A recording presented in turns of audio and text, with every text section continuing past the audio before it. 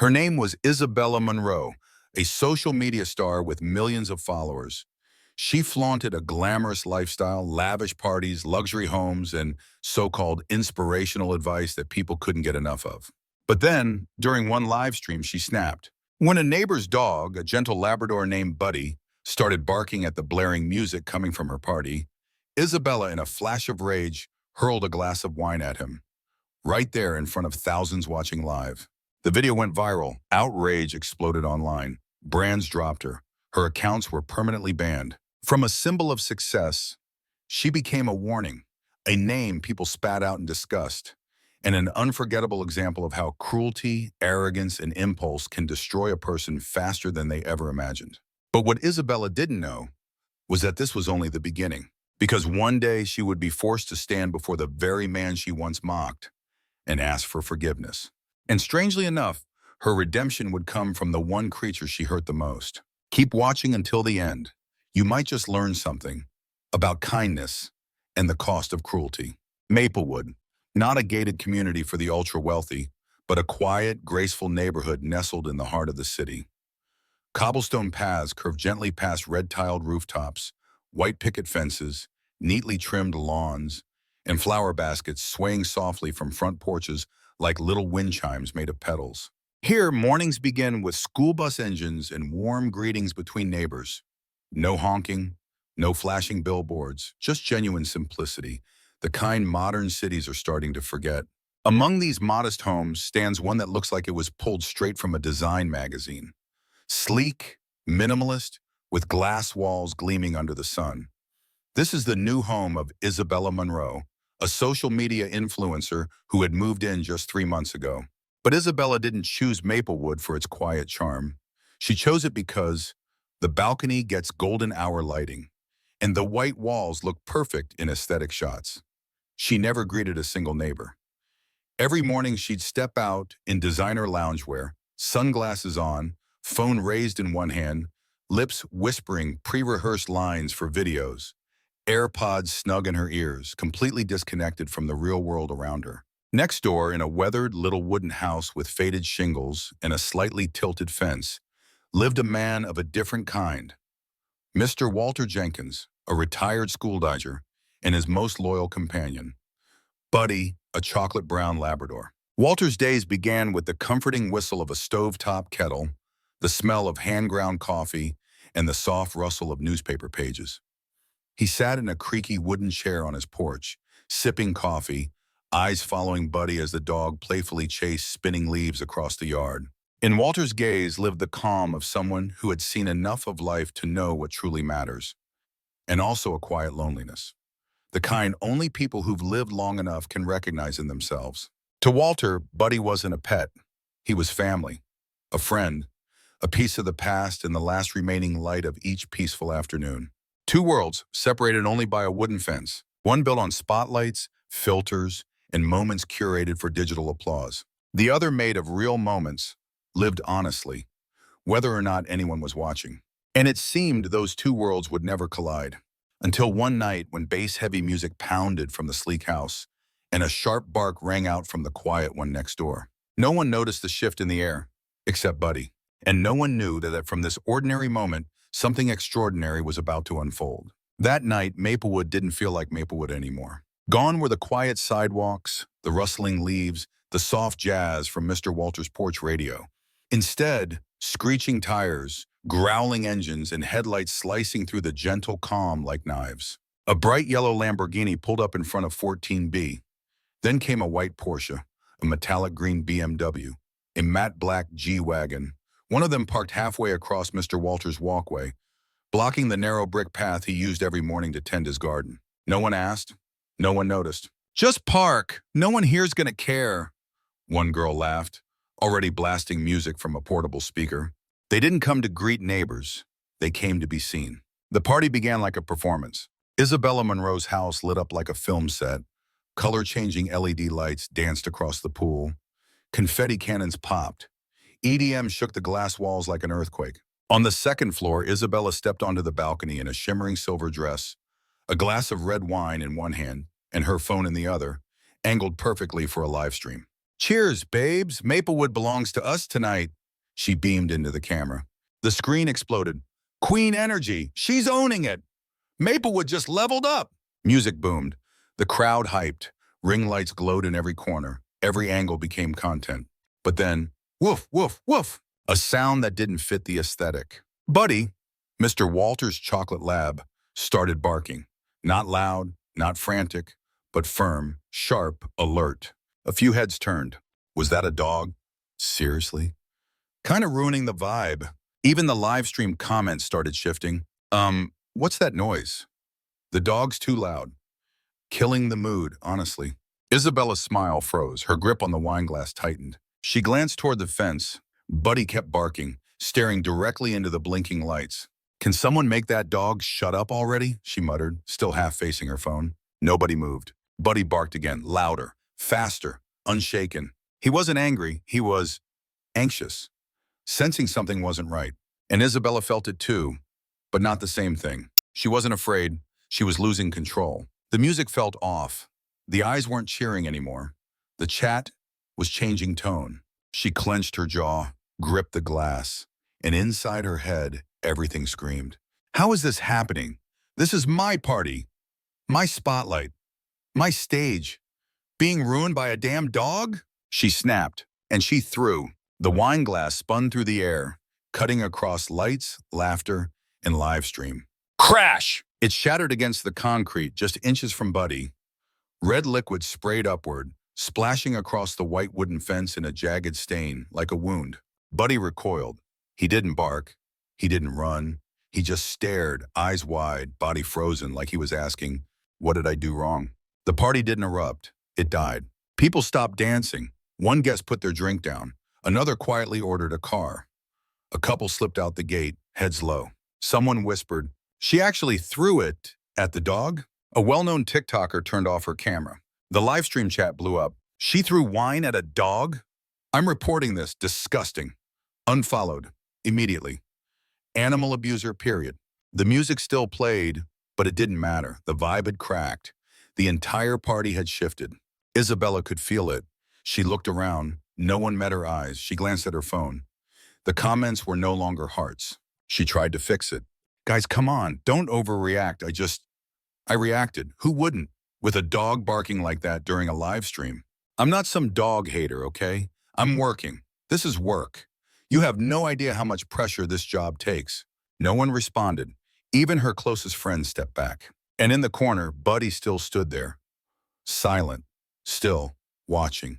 And in his eyes wasn't fear, but something worse, a quiet kind of truth. That didn't bark, didn't argue, didn't need to be explained. One by one, guests slipped away. No goodbyes. No selfies. No lingering hugs. Just a trail of heels on stone and engines starting outside. Let's go. Can't believe she actually did that. This whole thing feels gross now. Isabella stood still, glassless hand trembling, her face beginning to flush. Go ahead. Leave then, she snapped. Play the saints. Act like you've never been mad in your lives. I see right through you. She tossed her phone onto the table. The live stream was off. The house was quiet again. The LED lights kept flickering, but no one looked. The music kept playing, but no one listened. And across the fence, a stain of red wine bled down the white wood like a secret that couldn't be taken back. That's how the party ended. Not with music, not with applause, but with anger, silence, and the gaze of a dog who never needed words to say, I saw who you really are. The next afternoon, the sun had been up for hours, slipping through the sheer curtains into a house that felt unusually quiet. Wine stains had dried across the table. Chairs were still out of place. Confetti clung to the floor like leftover noise. No music, no laughter, no curated moments for the internet. Only a phone lying face down, buzzing silently with hundreds of unread notifications. Messages kept flooding in. Clips from the live stream were going viral. The hashtag Isabella Abuser had cracked the top 5 trending topics. But she hadn't opened any of it. Not yet. Not ready. Nearly 1 p.m., Isabella finally stirred. As someone used to living out of sync with the real world. She threw on a silk robe, her face still smudged with leftover makeup, dark circles heavy from a sleepless night. A coffee cup in her hand, Not to drink, but to perform a habit, pretending that everything was still under control. She stepped out onto the balcony, hoping the sunlight might warm something broken inside her. But the moment she looked down, she froze. There they were, unchanged, untouched, unbothered. Walter sat in his old wooden chair, turning the pages of a newspaper like nothing had happened. Buddy lay curled at his feet, peaceful. His head rested on Walter's leg. His movements a little slower today, perhaps from the shock last night, but his eyes still calm, unafraid. Isabella's brow furrowed. There was no barking, no noise at all. But somehow their quietness, so natural, so complete, was louder than anything. She had been humiliated in public, abandoned by friends, roasted by her own followers. And yet, they looked like peace itself. "Does he even feel ashamed?" she muttered, lifting her chin and calling out, "Hey, I think you need to train your dog better. He's disturbing people, you know that?" Walter looked up. His eyes weren't sharp, they weren't cold, but they held a kind of depth that made people go silent, the kind that belonged to someone who'd lived through far more seasons of quiet than most people ever would. His voice was soft, steady. He only reacts to sound, just like people do sometimes. When they get loud, it's not always because they're right, but because they're angry. Isabella let out a dry, sarcastic laugh, but inside, a heat began to build. She, who had once been hailed as a queen of social media, whose face had launched trends, whose words had sold products, whose every step had been adored. Now here she was being lectured by an old man in a wool sweater reading a paper in his yard. Who does he think he is? I have millions of followers. He probably doesn't even have a phone smart enough to install Instagram. The insult wasn't what he said. It was the fact that he wasn't afraid. He didn't bow, didn't flatter, didn't even flinch. He treated her like an ordinary person. And for Isabella, that was the greatest insult of all. "What, are you giving me a life lesson now? I don't have time for these elderly monologues. I work. I have millions of people who listen to me, not just sit in the yard playing with a dog all day." She tightened her grip on the coffee cup. "I moved here to live, to enjoy myself, not to hear a dog barking every time I play music. If you can't control him, don't blame me for what happens." Walter didn't reply right away. He looked at her, not accusingly, but in a way that made her feel like she had already said too much. Then gently he spoke. "I've lived here longer than you, and I've never disturbed anyone. But if you think silence is something only you deserve, then maybe you've never truly listened to this neighborhood at all." His words didn't cut like a knife. They landed soft, but deep, like they'd found the one hollow spot in her chest that was already breaking. She turned without a word, walked inside, and slammed the glass door shut like it could block everything out. But the door wasn't thick enough, because across the yard, Buddy was still watching her. He didn't bark. He didn't growl. He just looked up, quiet, loyal, and sad. And that look didn't blame her. It didn't hate her. It simply hurt. And that kind of hurt was something Isabella wouldn't be able to sleep through tonight, or maybe for many nights to come. Isabella slammed the glass door shut behind her, storming back into the house. She didn't glance back at the old man or the dog. To her, arguing with someone that old, someone so clearly stuck in his own quiet little world, was pointless. "He can rot in his rocking chair for all I care. I've got an empire to rebuild." She dropped into the couch, legs crossed, fingers drumming against her forehead. But in the corners of her mind, that calm, fearless gaze from the old man still lingered, a look that didn't challenge but didn't bow either. It irritated her, deeply. Who am I? I'm Isabella Monroe, the woman whose posts hit 1 million likes, the face of campaigns, the queen of timing, trends, and turnarounds. I've flipped worse PR disasters than this. No way I'm letting some wrinkled grandpa and his mutt ruin me. What she needed was something bigger, louder, sharper. If people think the last party was a mess, fine, then I'll give them something they can't look away from. The bikini party, her grand comeback. The next noon, Maplewood woke again. Not to barking this time, but to the roar of luxury engines flooding the street. Range Rovers, Rolls Royces, convertible Mercedes, custom Teslas.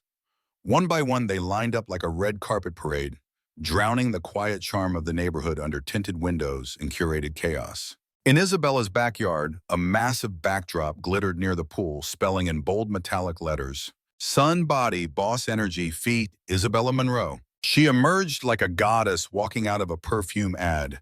Silver bikini, sheer flowing robe, curled hair, cat-eye sunglasses, and perfect red lips. Let's bury the drama with champagne and sunlight, she smiled, speaking to the camera like a host of her own reality show. The guest list was fire. Beauty bloggers with millions of views, fashion influencers who'd graced Elle covers, a Spotify-hyped rapper, luxury travel KOLs, sponsored brand reps and stylists flown in from LA. Every outfit screamed Instagram, every person held a phone, every moment was content. Champagne popped non-stop, pouring into tulip crystal towers. Pastel-colored cocktails sparkled in the sun. Fruit platters were arranged to spell Isabella. Mini mousse cakes bore the logos of her brand sponsors. Music dropped hard and flawless.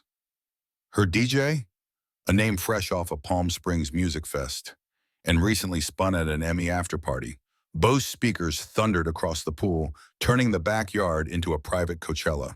The live stream was on. Cameras tracked her every move like she was headlining a tour. She flipped her hair, dropped the robe, smiled like nothing in the world could touch her.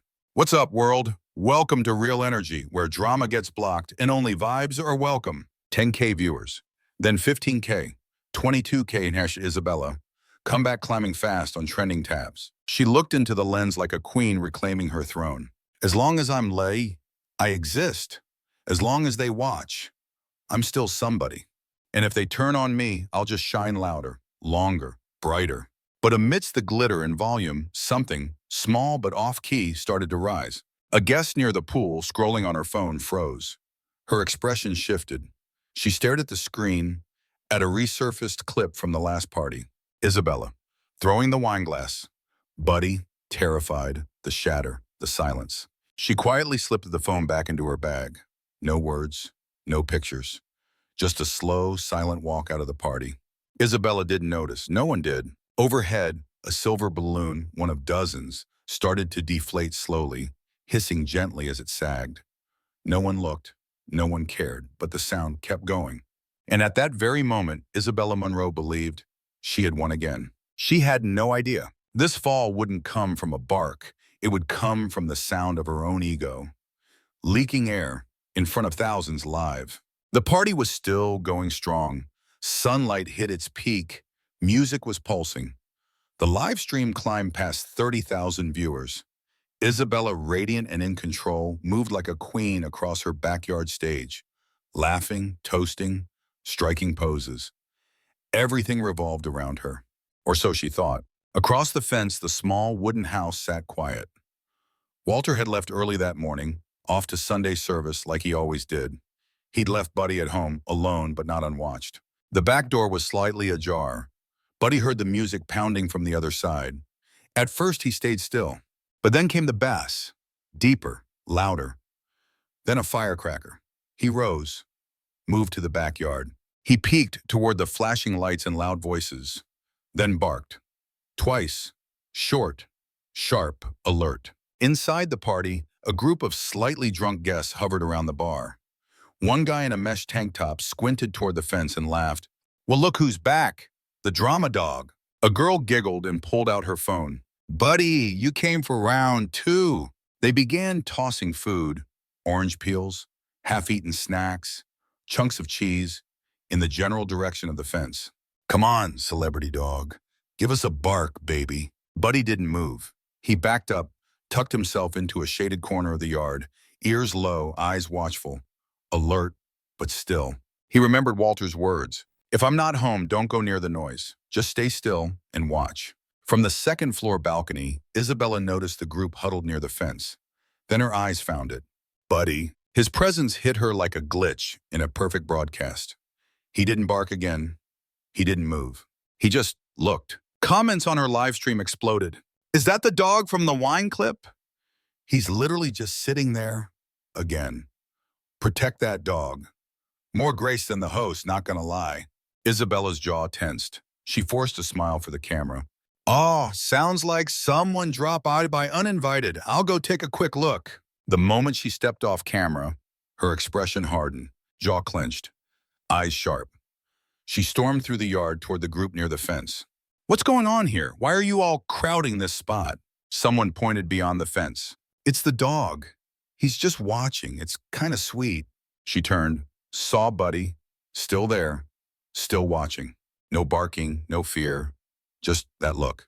And somehow, that silence enraged her more than any scream ever could. Get out, she snapped. Go back to your yard. I've had enough of you. Buddy didn't flinch, didn't run. He curled tighter in the corner, still watching. Some guests stepped back. A few phones went up. A drunken voice behind her chimed in. Yo, maybe the dog's pulling more views than you. That broke something inside her. She spun around, grabbed the half-full beer bottle from his hand. I'll show you who's running this show. And she threw it. Crack! The bottle slammed directly into Buddy's left shoulder. He yelped, sharp and stifled, then collapsed sideways onto the concrete. Blood began to trickle down his fur, soaking into the pavement. He didn't cry out again. He didn't bark. He gasped, eyes fluttered. He tried to crawl back into the shade, dragging his body painfully, leaving a thin red trail across the cement. One paw curled under. His body trembled. He lay still. Silence. Music still played, but no one heard it. A single silver balloon detached from the party tent drifted downward. She hit the dog, someone whispered. She didn't just lose it. She committed assault. Isabella stood frozen. Her fingers opened. The cocktail glass slipped and shattered at her feet. She didn't blink, didn't breathe. She stared at Buddy, the dog she had just hurt. And for the first time, there were no excuses, no angles, no filters, only the truth, brutal and irreversible. Phones were filming. One was already uploading. A hashtag was born. The silver balloon rolled through the small puddle of blood and came to a stop right at Isabella's feet. The party raged on, but just beyond the fence, a slow, tired pair of footsteps returned home. Walter, carrying a small bag from church, some bread, a carton of milk, turned into his driveway and immediately heard it. The pounding music, the drunken shouts, the chaotic laughter echoing from next door. He stopped. Again, no anger, no surprise, just exhaustion. He glanced at the row of parked luxury cars, the flashes of party lights slicing through the midday sun. But then he froze. Buddy wasn't there. No paw steps, no wagon tail, no bark, only silence and a chill creeping down his spine. He rushed inside. Buddy, where are you, boy? No answer. And then he saw it. Buddy, lying near the back corner of the yard, still, surrounded by blood. No, no, no, no. Buddy, my boy. I was only gone a little while, just a little while. Walter dropped to his knees, hands trembling as he pulled off the little cloth tied around Buddy's neck to press against the wound. You're a tough one, huh? Hang in there. Help's coming. He called 911, voice cracking. I need an ambulance. It's my dog. He's been hurt. Badly. While the paramedics were en route, Walter stumbled into the living room, heart pounding. He pulled up the security footage from the backyard camera, fingers shaking. He played it, and when the footage ended, he said nothing. No rage, no curses, just silence. His arms fell slack at his sides, eyes red, chest rising and falling, holding in a breath that never escaped. The beer bottle, the girl, the throw, Buddy's cry, the blood, the final silent stare. He closed his eyes. You can't reason with someone like that. He picked up his phone and called the police. When the EMTs arrived, he guided them to the backyard. Buddy was still alive, barely, breathing shallow, bleeding slower, fading. Walter whispered something under his breath as the medics worked, but no one heard it. 20 minutes later, the party was still thumping. 2 police cruisers pulled up to the driveway, red and blue lights flickering across the concrete like a warning flare. The crowd turned. Some froze. Some grabbed their phones and quickly unfollowed Isabella on the spot. One girl covered her mouth and whispered, I should have stopped her. Another guy pulled his girlfriend aside. Turn off the live. Don't show your face. This is serious. Isabella was still live, still smiling, still talking to her fans. And that's how you do a real comeback, baby. An officer stepped into view. Miss Isabella Monroe? Yes. If this is about the noise, We received a report of animal abuse. There's security footage. We'd like you to come with us. What? Seriously? She laughed, confused. You're doing all this over a dog? Please cooperate, ma'am. I'm a public figure. I have 6 million followers. I represent global brands. Do you understand what you're doing to my reputation? The law doesn't care about followers, the officer replied coldly. He raised his phone and hit play. The video rolled. The throw, the impact, the blood. Buddy's eyes. Isabella froze. The glass in her hands slipped, shattered against the patio floor. She didn't move, didn't blink, only stared as if realizing for the first time that this wasn't a script she could rewrite. No, it's not what it looks like. They've got it all wrong. I didn't mean... Everything will be clarified at the station. The cuffs clicked shut, not loudly, but enough to silence the world. Guests scattered. No one spoke. Only the live stream kept running. Isabella animal abuser, justice for Buddy, do not support her. Hashtags began climbing, fast and vicious. A soft beep echoed. The live stream ended, and the final frame, Isabella's face, no lighting, no glamour, just emptiness. The curtain dropped, but the karma was just getting started. 3 hours after being escorted away, Isabella was released on bail by her private attorney. She walked out of the station wearing oversized black sunglasses and a long coat draped down to her ankles, as if trying to hide not just her face, but something far more broken inside. But as the doors of the police station closed behind her, another door, the gate to social media hell, flung wide open. One of the party guests, shaken by what they had witnessed, quietly uploaded the video of Isabella hurling the beer bottle at Buddy. No filters, no music, just a raw, brutal moment. Buddy flinching, blood soaking his fur, that final silent look, locked onto Isabella. The video spread like wildfire. Thousands of angry comments poured in within minutes. What did I just watch? She should be in jail. Disgusting, unfollowed. No amount of PR can fix this, ever. Without waiting for any PR intervention, major brands began releasing statements. Lormans Beauty canceled their contract. We do not tolerate violence in any form. Virulent Fashion removed all content featuring her. Her name vanished from their site. A popular coffee chain she once endorsed began receiving backlash. Why work with an animal abuser? From entertainment sites to animal rights groups, Isabella's name became a symbol of hypocrisy and cruelty. Her Instagram, 6.4 million followers, was flooded with reports. Within 2 hours, it was temporarily suspended for community ethics violations. TikTok flagged her account. Twitter restricted replies. Old stories of her playing with pets or speaking up for animal rights were dug up and turned into memes. Loving dogs or launching them? The mask has fallen. Karma is faster than cancel culture this time. She tried to post a story. I'm sorry if my actions hurt anyone, but please remember, I'm human too. It took less than 5 minutes for the internet to strike back. The clip was edited, reposted with the caption, "She said if it hurt you, not that she's sorry." A new hashtag exploded. Sorry, not sorry. She checked Instagram. Your account has been temporarily suspended. She tried TikTok. Her last video now labeled, "Content violates community guidelines." On Twitter, her apology was ratioed, 40,000 quote tweets, most of them furious. Every refresh brought a new blow. There was nowhere left to hide. By morning, her longtime manager of 5 years sent a single-line email. Effective immediately, we are ending all representation. No explanations, no negotiations. Her media agency canceled all bookings. Marketing firms wiped her from KOL rosters. She called, they didn't pick up. She texted, no one replied. From brand goddess to blacklist keyword, overnight. Returning to Maplewood, she was met with a silence that cut colder than words. Neighbors stared, blank, sharp. A note was taped to her gate. This is a peaceful neighborhood. We do not welcome violence, not toward people nor animals. A family walking by pulled their child to the other side of the street. An elderly woman watering her plants looked up. Didn't speak. She just shook her head. No one called. No more invitations, no brands, no titles. She once thought herself untouchable, protected by millions of followers. But the truth was, one click, one share, one moment of losing control was enough to topple the empire she built on pretense. When the scandal hit rock bottom, everything seemed over. But there was still one person who hadn't given up entirely. The CEO of Argo Media Group, the media giant that once backed Isabella's rise, personally summoned her. He didn't say much. He placed a folder on the table. Inside it, a rehabilitation proposal. If you want a second chance, this is the only way. No PR, no live streams, no makeup. You'll do real work at an animal rescue center. Isabella wanted to protest, but she had no more cards to play. Everyone had walked away, and this might be the last door still open. The rescue center was on the city's outskirts.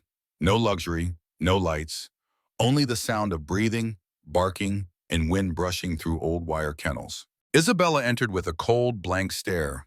Reluctant, distant, she wore the volunteer uniform, a plain blue t-shirt, her hair pulled back. "We don't need celebrities here," one staffer said bluntly. "Just people who know how to get their hands dirty." Her first day, cleaning waste, scrubbing cages, refilling water bowls. The smell made her wrinkle her nose. A tiny dog cowered in the corner, staring at her nervously. She turned away without a word. On day 2, she tried secretly recording a story while feeding the dogs. Before she could post, a staffer snapped, "This place isn't for views. If you're not here to help, go home." She tucked her phone away. After that, it stayed on silent and in her pocket. On the 3rd day, she was assigned to feed the dogs with disabilities. And that's when she met him. A white dog, missing the leg, wobbling toward her, its back leg uneven, its gait lopsided, but its eyes sparkled, and its tail never stopped wagging.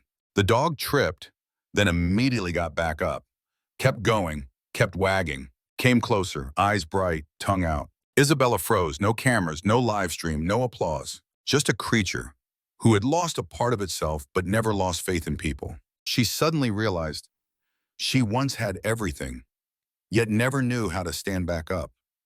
She once threw away love, and here stood a creature discarded by humans, still ready to love again. She broke down. For the first time, she cried. 1 week later, Walter brought Buddy in for a checkup. The wound was healing, but he still needed care.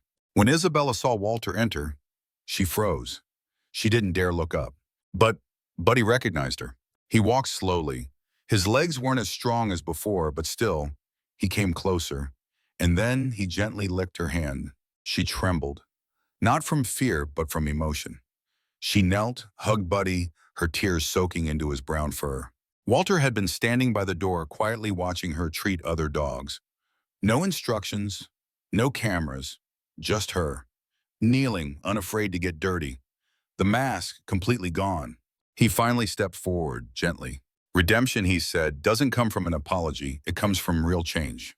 Isabella said nothing. She only nodded, silently, and went back to work. For the first time, there were no virtual claps, only a strange, unfamiliar feeling, light and real, something she had never known before. It might have been peace. One autumn morning, a light breeze, gentle sunlight. No stage lights, no microphones, no loud live streams. Just a phone placed on a wooden stand, and a girl wearing a simple white t-shirt, her hair tied up, a bare face, natural look, staring directly into the camera. Isabella, it was her, but no longer the person she once was. She took a deep breath, then began to speak. No background music, no cuts. "I once thought I was invincible, because I had beauty, I had fame, I had millions of people cheering me on. But it turns out, all it takes is one dog to look at you with disappointment, and that's enough to make you fall apart. I lost everything, but because of that, I now know what it really means to start over. The right way." That video didn't go viral. It didn't trend. It wasn't sponsored, but it spread because of the truth. A few weeks later, Isabella returned to YouTube, this time with a completely new name, Animal Redemption. No more promoting foundations, fashion, or luxury vacations. Instead, she focused on footage of her journey rehabilitating abandoned dogs, days spent cleaning households, feeding and bathing with her own hands. Small stories about creatures who had been hurt, but still believed in humans. Isabella sat beside a small dog whose scarred body made her heart ache. "I used to live in illusions. But now, sitting with these abandoned dogs, I realize that love is what truly brings value to life." In a recent video, viewers witnessed a scene that left everyone silent. Buddy was lying his head on Isabella's lap, his eyes half closed in the soft afternoon sun. Walter sat next to them, holding a cup of tea, a gentle smile on his face. And Isabella, no longer radiant but calm, smiled a genuine smile. Not bright, but real. Fame can come from appearance, but forgiveness is only for those brave enough to change from within. She stood next to a dog that had just been adopted, gently tossing a ball into the air. The sunlight poured through, and in that moment, she realized that freedom and love were the things she truly needed. For the first time in her heart, there were no more hollow applause, only a strange, light feeling, real, something she had never known before. That might be peace.